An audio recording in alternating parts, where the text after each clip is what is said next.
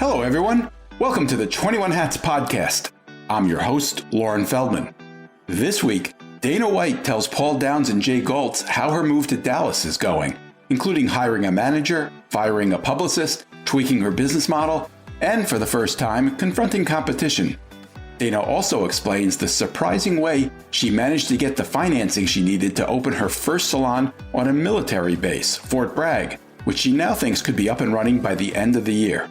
Plus, Paul needs more people and more space to handle a sudden influx of business, and Jay is still looking for a head of HR.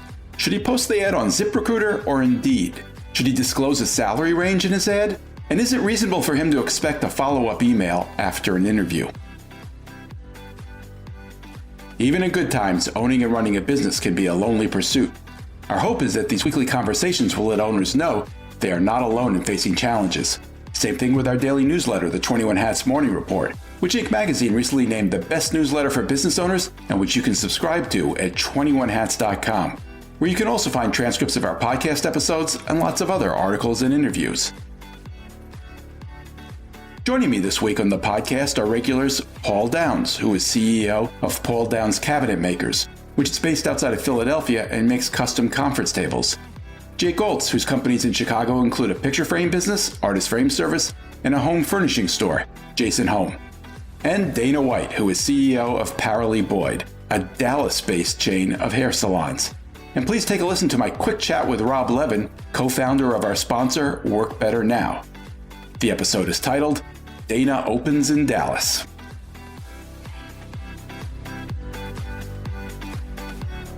Welcome, Paul, Jay, and Dana. It's great to have you all here, especially you, Dana White. We haven't spoken in quite a while. How are you? I'm well, Lauren. How are you? It's good to be here. Good to be here. I'm fine, but I'm more interested in how you're doing. It's been months and months. What's going on? A lot is going on. I have closed the Midtown Detroit location. I have relocated that location to Arlington, Texas, which is a suburb of Dallas. I have begun seeking contractors to start the build out at Fort Bragg, and we are moving forward with the German entity salon for Graf and Veer in Germany, and I have put franchising on hold. Da-da! Well, that's a lot. It is. Let's start with leaving Detroit. Was that hard? No. Okay. It was bittersweet, but it wasn't a hard business decision. I spoke with my operations manager. I spoke with my manager. Both of them have years and years of experience, and we just were not able to get back to the numbers we saw in our heyday when pre-COVID and before we opened Midtown. We just weren't able to get back. Staffing was very challenging. We weren't able to do it. We had to constantly make compromises. And then I was, robbing Peter to pay Paul, pulling money from here to pay that, looking at getting a job.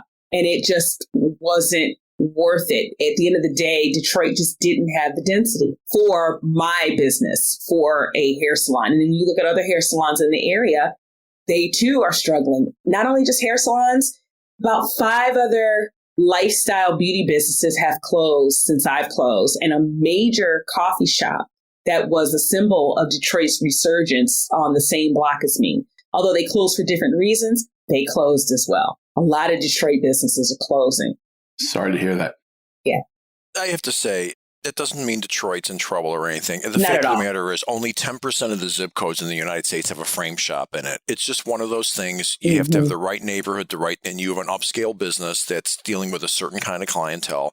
There's a little bit of a mismatch. And like I said, there's plenty of businesses that are like that need the right location. What I've learned from having this business in Detroit, it's not Detroit. Detroit is still on the meteoric rise, right? I mean, Gucci just opened there, but Gucci isn't reliant on Detroit revenue to be Gucci, right? So what I've learned is that for the smaller business, unless you have the volume, you're 1, 2, 3, 4, 5, 6 months away from closing in the event something happens. So you take a combination of COVID, you take the population not being in that area. You have to have a strong following from the suburbs who are willing to come to your location. You take something breaking down in your building. You take staff calling off.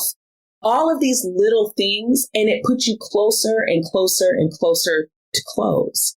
And so that's why, and it was just a series of events that said, you know what?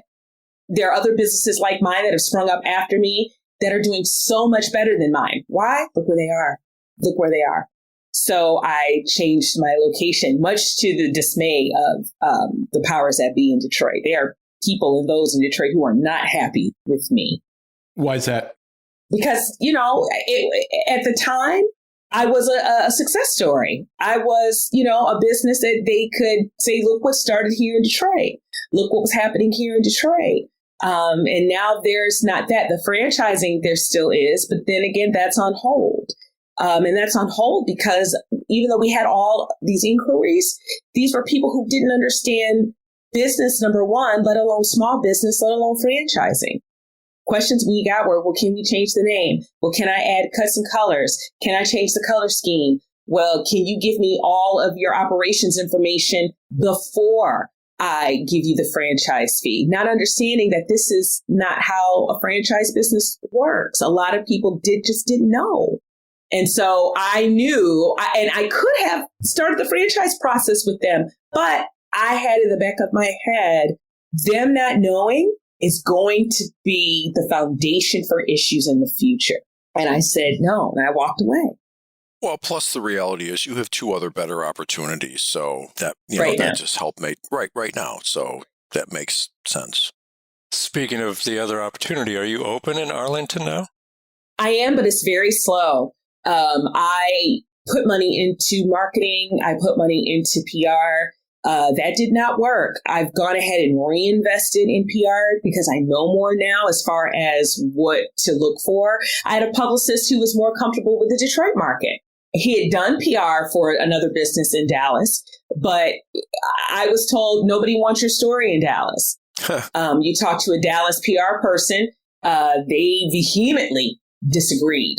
And you can already tell the difference. So we're very slow because nobody really knows we're there. And I also made changes. We are no longer walking only in Dallas because that is foreign to my market.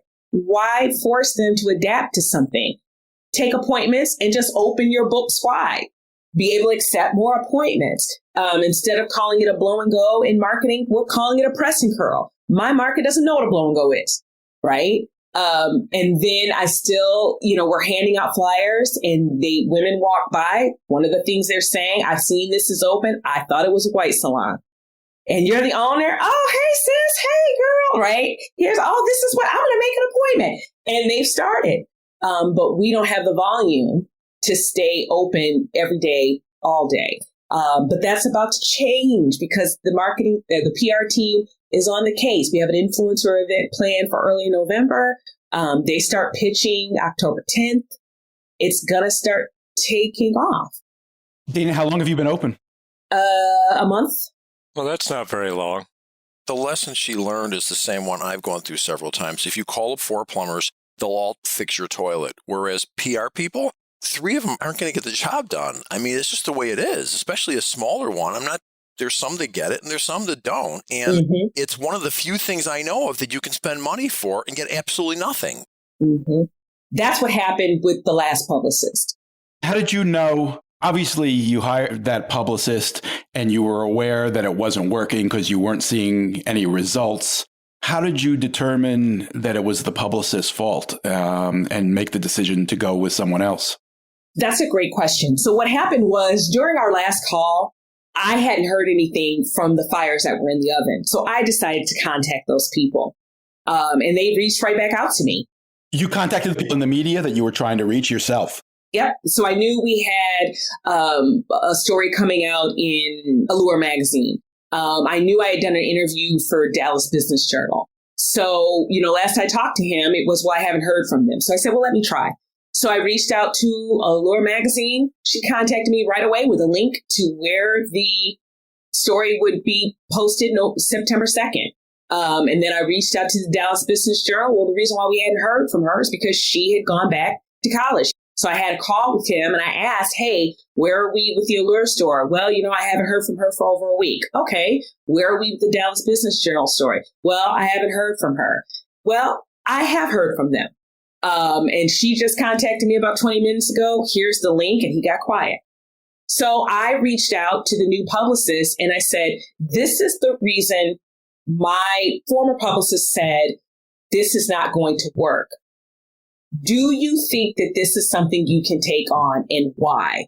They put me in touch with clients that they didn't have an impactful story like me, but was in the news 2 or 3 times a month, local, regional news, and not just, the Block Association's newsletter, but like NBC, CBS, Fox News.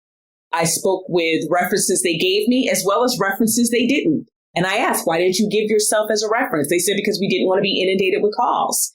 They did really good for me, and I've got to manage this business. And so I didn't hear anything bad. I wasn't afraid to ask the question. I pursued these publicists as if you work for me versus how can I help you work for me? It's a very different mindset.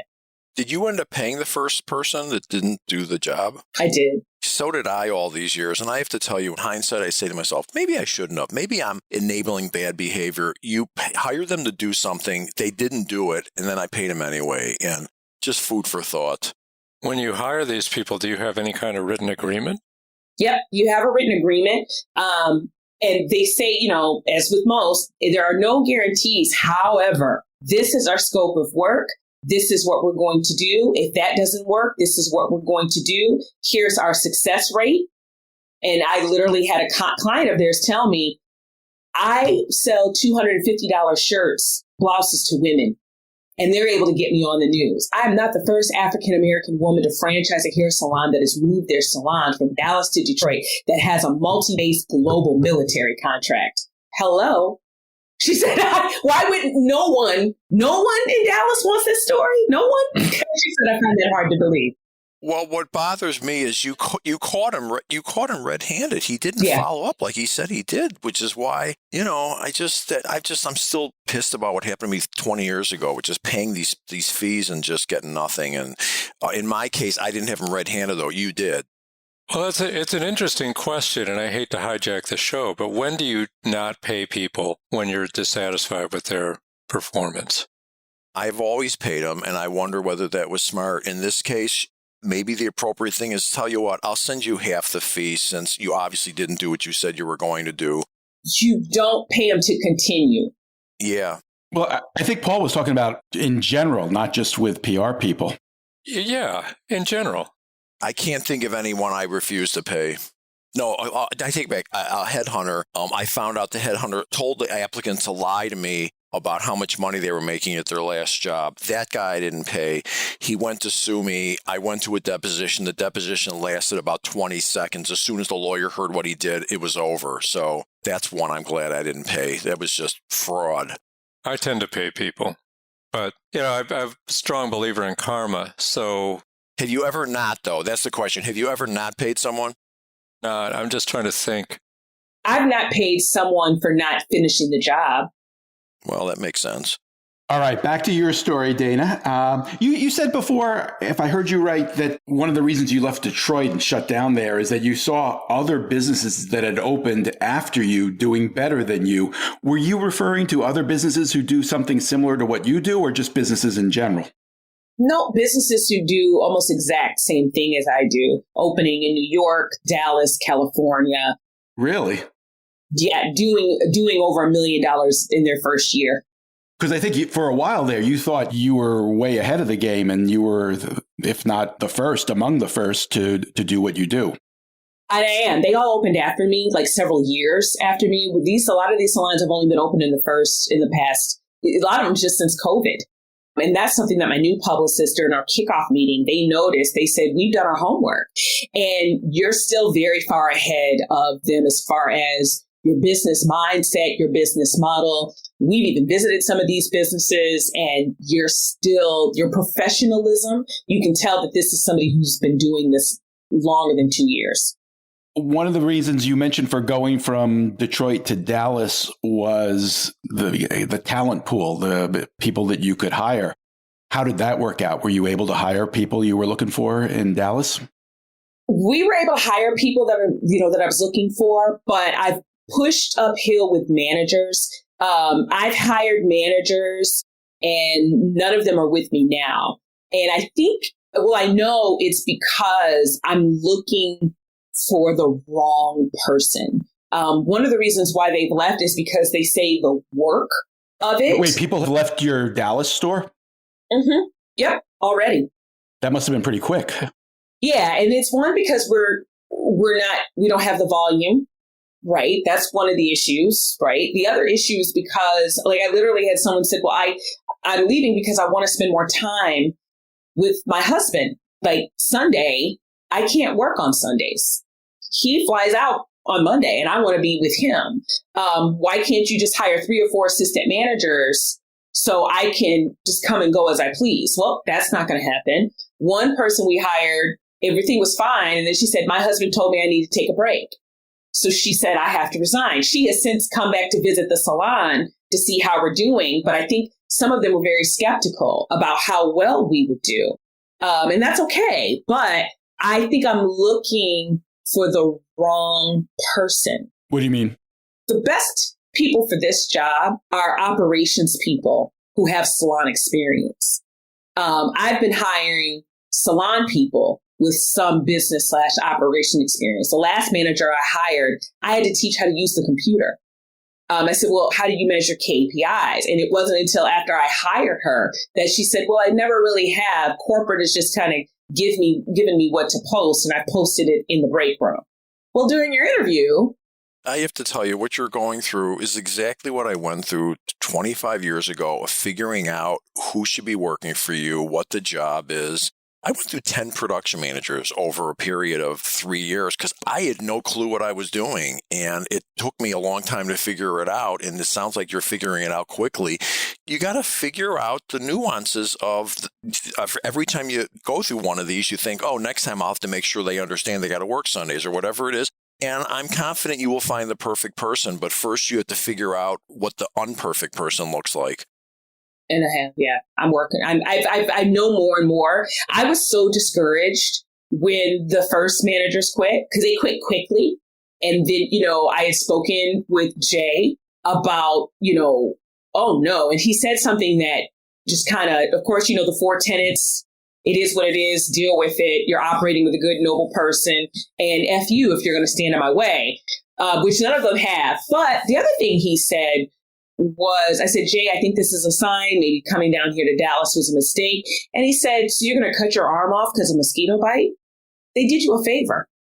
Every time I went through one of these people, I would drive home thinking, oh my God, maybe you just can't find someone to run a picture framing business. The owner has to do it. Every time I would do that. And then I'd wake up in the morning and I'd say, no, I'm going to do this. But every single time I thought, wow, maybe this just isn't possible. So you have the benefit of someone telling you that, yeah, just keep doing it. You're going to find the right person. Just keep going. And that's it. Keep going. Dana, in Detroit, you had your operations manager, a woman who had extensive experience working in national salon chains. Is she still your operations manager? No. We had a great talk, and she is going to stick to her commitment to her family. She'll always be there if I need her, kind of as my salon brain trust. But as far as, she was starting to pull away more. Because her priority is to be there for her girls and she can't use her skill set and be there as a mother. So you're the person who's handling the searches for the manager and for stylists. Yep. And I want to be. Yep. I want to be the operations manager, even for the military opportunities. I want to do it. I want to be the one to travel, check in. I want to do it. And I eventually want to replace myself. Eventually. Is there any sense of being an outsider in Dallas? I know a zillion people moved to Texas, so maybe it's just friendly to outsiders, but what's that like? Not at all. It's outstanding. It is outstanding. I love Texas. Really? Oh, yeah. So I'll tell you why. Because that Southern hospitality is true, and they meet you with the energy you bring them. And if you bring them with good energy and positive, they meet you with that. Versus what I've experienced in some other places, you're just surprised at the level of customer service, the double checking, triple checking. It's just a small example. You're in line at a drive-through picking something up. Normally, I'm used to people closing the window and then just coming back when they're ready for you to pay or give you your product. No, here. So, how are you today? What's going on with you today? How are you? Right? And you're like, oh, you really are going to talk to me. You want to talk to me. Wow. So it's a different level of customer service. Even with the stylists that I have, their level of customer service. Hi, how are you? You don't have to tell them to come to the front of the salon. They come, they want to engage. Wow. Did you get a pair of cowboy boots yet? That's what I want to know. I had a pair when I lived in New York, but I'm looking for my pair down here, and I probably will buy some. Excellent. Dana, you mentioned that you tweaked your business model. You're not walk-in only anymore. How big a deal is that? Does that matter? It just makes it's less I have to deal with, less I have to teach. I've upgraded our POS system. It just makes a lot of things just more seamless, and we just open our book to accept more people, and we can focus more on the training and getting our appointment times down in and out. So if we set it at an hour and a half, let's get it down to an hour and 15. So is that something that you think you could or maybe should have done years ago? Mm-hmm. I do. I brought my salon in Detroit where I'd like to see it in 10, 15, 20, 30 years. Instead of meeting my customer where they are. Your customer is not used to walk-in only. Get them used to it by getting them in and out at a certain time on their terms. They love walk-in only. Red flag, they thought walk-in only meant 24/7. So we would get appointment requests at 2:00 in the morning. Or can I, I'm out front of your salon. It's 2:00 in the morning. Why aren't you open? But they heard walk-in only 7 days a week and assumed 24/7. Dana, I think you've gotten like 15 years smarter in 1 year, really. Just very impressive, very smart. You're figuring it out. I put a decal in the window, $65 press and curl. And then you see people look and go, oh, and then they look in, and then you go hand them a fly. And then they see me, and they go, oh my God, this is for us? Oh my goodness, I saw the press and curl. I was wondering when it's going to open. I went to your website. You just meet them where they are. It wouldn't have been the same if I put $65 blow and go. That doesn't communicate to my market. You said business has been slow for the first month. Are you okay? I'm okay. I had the privilege of having a former employee drive 1 hour to come see me. And we sat and talked. And she said, I've worked for you for 3 years. This is exactly what Dallas needs. And I said, so you see, nobody's in here right now. She said, because the only reason why I know you're here is because I've been following you on Facebook for years. No one knows you're here. She goes, you need to get in front of television. You need to be on camera. And she said, I'm letting you know, as soon as you get on television, it's going to go gangbusters. She goes, I promise you. And because that's what happened with the other salon, my competitor. And I asked my PR people, that's my competitor. And they kept saying, that is not your competitor. She is catering to a much younger market. This is your other competitor in Dallas. Yes. Nearby, same neighborhood? Yes, she just opened her third location in 2 years in Arlington. But you're not concerned about that as competition because you think you're going for a different market? I'm going for a different market, and I've been to her salon, and that's just not who we're going to be. That's not who we are. And there's room for both of us. There's millions of people there. So like one person or three people, it's not going to make a difference. So I'm very proud of her, though. I'm very proud of her. And I'm hoping to see her growth, her evolution over the years, because I walked in and I could say, yep, she's new. You can tell she hasn't owned it long. Just the plug and play things, that I've learned to evolve from, the tools and the processes and everything, where I do it in one step, she does it in three because she's new. And so she'll learn and she'll evolve. I want to ask you about Fort Bragg and the military opportunity. But first, let's take a quick break to hear from our sponsor. I'm here with Rob Levin, co-founder of Work Better Now, which provides top remote talent from Latin America and the Caribbean. Rob, have you found that the labor shortage has prompted more interest in your service? It's a great question, Lauren. Demand really started picking up in about late 2020 as businesses became more comfortable with remote work.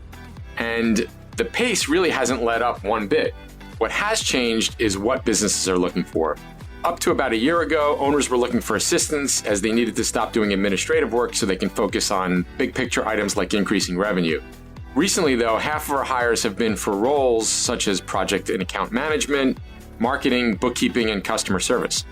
For many companies, the recruiting process can take months these days, and that can leave important roles unfilled. How quickly can WBN help? You know, what's really cool about this is our clients can have a matched assistant who is perfect for your needs within about 2 weeks, and there are no contracts. What does using WBN cost? For $1,900 a month, you get a full-time, dedicated Work Better Now assistant. And if you mention 21 Hats when you have your consult, you get $150 off the first 3 months. And that's for each assistant that you hire. Where can we learn more? WorkBetterNow.com. Thanks, Rob. And we're back. Dana, you mentioned Fort Bragg and the military opportunity. Is that proceeding? It absolutely is proceeding. And with the very valuable help of the 21 Hats community. What do you mean by that? It's proceeding because you have a listener who has heard me on your podcast for the years that I've been on. And this listener believes in what I can do. And he has generously loaned me with very generous loan terms, $100,000 to go forward with Fort Bragg, which is what we'll need to open. It was higher, but military people saw my Dallas location and they said, Dana, can you do this without the architect and the build out and the architectural draws? I said, absolutely. They said, well, this is what we want. And so I'm going to do that there, which cut the budget drastically. I don't have to hire an expensive GC or construction. I've got meetings next week with contractors coming in to do the things that I need to do, all within the budget, which still leaves working capital for when we open. And that process has started. But it is because of the community that you have built here, Lauren, and that is not to be overlooked. Yep, Fort Bragg is great and it'll be fine. And Grafton Weir is next. When are you going to be open? I don't know. I have to check the timeline for the contractors and such. I'm hoping by the end of the year, and I've talked to the trades, again, the Southern hospitality, right? The gentlemen I've spoken to that want to do flooring, they ask, if you don't mind, what else do you need done? And I said, well, I'm looking for an electrician. I'm looking for a handyman. They said, well, listen, this job is so small, you're going to be calling around for years trying to find somebody because most of these boys can't get on base. They got backgrounds and such because, they got records. So we'll get on base with you. We'll work it out. Most of our guys, they can do that. They can paint. You don't need, 10,000 square foot painted. You need a wall painted. Who can't handle a screwdriver or a power drill? Like, we can help you.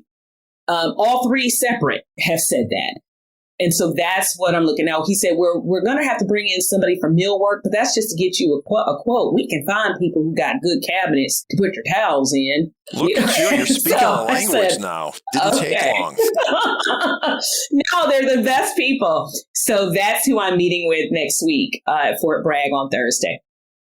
And then when do you start looking to hire employees? So we sent out a market survey.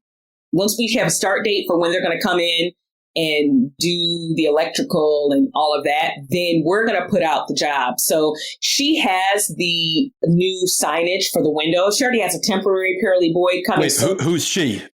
The director for AAFES there at Fort Bragg. She's already put a temporary one up, but she's going to take all those down and she's going to put the branded one up. And it's going to say now hiring. And then we're going to update our website for Fort Bragg, now hiring. But are you going to run that hiring yourself, just as you are in Dallas? Mm-hmm. And I'm going to do the online interviews. You're going to be going back and forth? Yep, from between Dallas and Fort Bragg. How far is that? It's about a 2-hour flight, 2-hour direct flight to Fayetteville. But a lot of it I'm going to do online, Zoom, initial interviews. And then like I did with Dallas, take my final interviews and go meet them in person. Phone interview, Zoom interview, in-person interview. And then keep them abreast as to the build out and then get them in there for training. But again, it's this community. I wouldn't be able to do this had I not, dialed it back as an owner and said, okay, what do you need? Right? Do you need a Bentley or are you all right in a Honda? do you need a Bentley? Are you okay with Honda? I'm good with a Honda. And the military is like, that Honda to us is beautiful. Really? Because I can get a Honda. And so I've got the Honda and I looked at my budget and I said, all I need is $100,000. And sure enough, connections were made and in this community. And to me, it's more than the money, Lauren. I didn't just want, okay, give me the loan and here we go with generous terms. Here we go. No, I want the relationship. So this person told me what they're good at, told me what they're not. I pick the things they're good at and want them to be a part of my brain trust with monthly or as frequently as they would like updates. I want that. That's what one of the first things I said. I just don't want, can we talk? And he said, well, I'm going to send you what I know and what I don't know. You pick in any way I can help you. And this is what he said that was key. You don't have to sell me. I already know you. I've known you for 2 years. That's because of 21 Hats. All right. That gives me goosebumps. What a beautiful, I mean it. That's just, thank you. Kudos to you, Lauren. It's all working. Here, Lauren. Well, that's great. That's awful nice to hear. And I got goosebumps too. Let's not stop there. Do you know what this does for my business? The Fort Bragg contract, putting a salon on the largest military installation in the country, the exclusive salon serving over 79,000 women. What that does for Grafenweir, Ramstein, Japan, Fort Benning, Fort Hood, that's the spark. Lauren, I mean, sit with that for a second. It's changing my life. Well, that's a wonderful thing. I don't want to get ahead of ourselves. We're going to keep up with you, Dana. Okay. Hopefully, it won't take months to get you back on again, and we'll hear how that goes. And maybe one of these days we'll be recording a podcast in Germany or something. And unlike reality TV that's scripted, this is reality. It's reality. And it's not going to come without its challenges. It's not going to be managers that don't quit, staff that don't do flights that are delayed. It's not going to come without its challenges. But it is what it is. You deal with it. All right. Well, I want to hear a little bit about Paul and Jay's reality, too, before we have to shut down this episode. Paul, you've told us quite a few times about the marketing initiative you've been developing this year, but it's been a while. Where do you stand? Well, we've passed through the kind of message definition phase of things, and we're about to do content production, where the marketing firm is going to be sending camera crews into our shop and filming in order to produce a series of short films that we're then going to use to support a final marketing effort. So I would say we're about 2/3 of the way through at this point. And the company I engaged has had a very rigorous process of developing the message that started with some research with our target audience, and that was very useful. And now we're going through the message development. Well, in fact, I think the last time we talked about this, you told us that some of the research had led them to talk to a company that said, hey, we want to know who these guys are. It was, yeah. Did that lead to business? It's led to one opportunity that is sort of in the middle of development. It certainly looks promising, but I don't know the exact status of that because I handed the job off to one of my design engineers. And while all that was happening, we have just been buried with incoming orders. Our business is up 35% over last year, and we've already blown past last year's sales numbers. And last year wasn't bad, right? No, last year was the best year we'd ever had. Last year we sold $4.15 million, and we're probably going to go past $5 million this year. Wow. So I've been more focused on how to get all that work done and making sure that my team is strong and that we're continuing to hire into the positions we need to do that much work. To what do you attribute that increased business, Paul? Well, a lot of our clients are military and defense contractors, and they're the ones who've been feeling spending lately. And for, I think, what should be obvious reasons, if you're in the business of producing military hardware, there's a little event going on across the other side of the world, which is soaking up all excess inventory. And I think these people are rubbing their hands together. So they're moving ahead with CapEx projects that, in some cases, we've known about for years that have just been sputtering along, going nowhere, and then all of a sudden they pulled the trigger on all of them. And we're also doing a fair amount of work through our GSA contract, which is heavily oriented towards military units. And there's just a fairly healthy rate of people giving us a call anyway. Our inquiries from all sources are up about 25% over last year. So rumors of recession, as far as I'm concerned, are greatly exaggerated. And I can't speak for anybody else, but we have people who are waving money at us and want to get in the queue. So it's good. So war is good for business, basically. So war is good for my business, but peace is good for my business too. It's just that we see different buyers emerge in different phases of the economy. That when a business sector is doing very well, there's always going to be someone who's expanding their office or whatever and gives us a call. So in any given 2-year period, our top clients tend to come from different parts of the economy. And right now, it's heavily defense and military. Paul, you said you're dealing with trying to figure out how to handle this production. Are you hiring additional people? Yeah, hired 5 people this year. And so we lost 1. And so we're at 27 at the moment. And do you have openings? Are you looking for more? I am kind of looking for more. I've filled all the immediate openings, and the question is what happens next, because we're so far beyond the normal pattern of growth, which is usually about 10% a year, that I don't know whether it's the new normal or whether it's a blip. And so I'm somewhat loath to add a lot more people.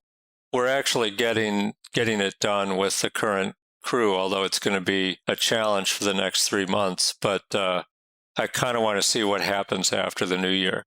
How's your space holding up? I mean, you're running out of space? We were, and I had started shopping around to see about a possible move with very discouraging results, because to get the amount of space that I wanted was going to triple my monthly bill and probably incur about $1 million in moving and refit costs. So a parcel opened up on the ground floor in our complex, and I took it, even though it's not ideal, because it gives me an extra 25% square feet, and it just gives me some breathing room for the next few years. So we're committed to stay here for the next 3 years now. So one strategic move would be to perhaps look at the jobs that are of the lower margin and just raise prices on them and maybe lose some of them. It's better to lose customers because you've raised your price than because they got to wait too long. So I wish someone would have told me that a long time ago. But rather than go spend $1 million, that's one way to throttle down, growth. For various reasons, we never really maximized the output from this particular space we're in. And the new space that I rented allows us to get a lot of stuff that was just sitting around in our current space out of here, and so that we can devote every square foot to production.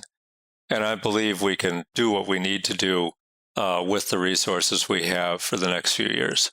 That's good. Jay, let's turn to you. I think one of the last times you were on, you told us about your efforts to hire a head of HR.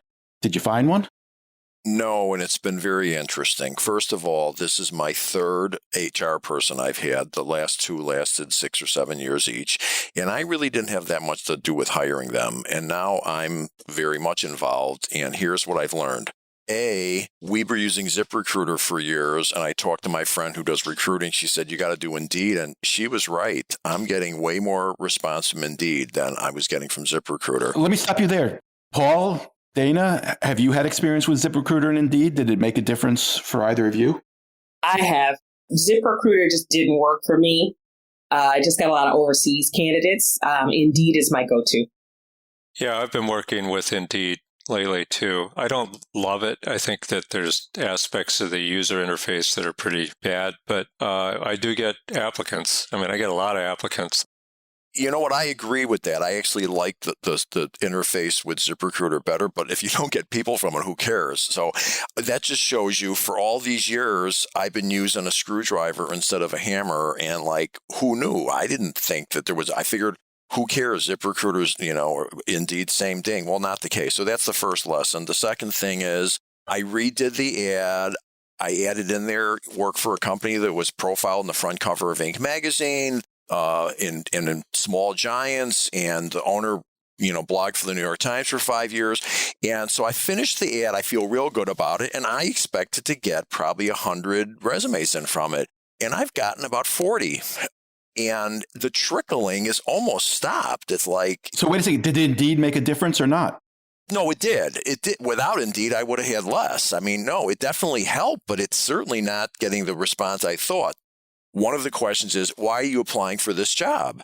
And I would expect someone at this level would take about 30 seconds to say, I was really intrigued by your ad. I want to work at a company that has a low turnover like you have, or blah, blah, blah. Or I'd rather work for an entrepreneurial company than a large corporate. And instead I get answers like, it's an HR job, or it fits my background, or it's close to my house. And really, that's the best you can come up with. So we go through the resumes. We find 10 that we think are interesting. We send emails to 10 of them. 4 of them don't even get back to you, which makes you think like, why did you bother applying? So out of the 10, 6 get back. And then we do a phone interview. We've interviewed 3 of them. And none of them seem like the right fit. I do have a real good prospect coming in tonight. And what I just figured out is I just made a list of my 25 key employees here. And I realized that the average age of them when I hired them was 25 years old. And most of them have been here 20 years at this point or so. So I realized I'm really good at taking the diamond in the rough in their 20s and developing and keeping them. So this one that's coming in is 28. And that's the other interesting thing. You can't ask anyone how old they are, but you can Google their name and it comes right up. Did you put a salary range in the ad? No. Do you think that might make a difference? You know what? I don't want to commit the salary range is pretty big. If I get someone really junior, it's going to be 40% less than if somebody comes in that's plug and play that knows what they're doing. So I don't want to necessarily put out there a range because I don't want to have to explain to somebody, no, you're not qualified for that thing. And you know what? They turn the tables now. You can't ask what they were making. You know what? You tell me then. What do you want to make? And most of the people do put a salary in there. Some of them say negotiable, which, I don't think that's a great answer. They know it. I don't want to waste a lot of time talking to someone if they're looking for twice the price of what I want to pay. So that hasn't been the problem. I'm more disappointed that most of them don't take the time to actually think about why are you applying for this job. And then there's one last question. Do you hold it against somebody after you interview them for an hour and then they don't send you a note? I mean, really? Well, Jay, one of the things is you've got a lot of experience and you're thinking back to those people you hired at 28, but that was 1991. And it's possible that people today come in different than that crew of people. Yeah, for sure. That's why I asked the question. The question is it unreasonable to expect someone applying for an HR job at a higher level? Is it unreasonable to think they should send you an email after the interview?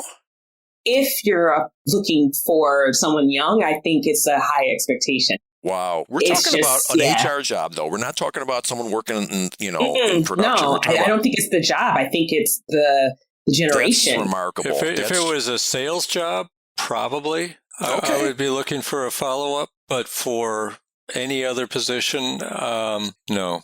It's an HR job.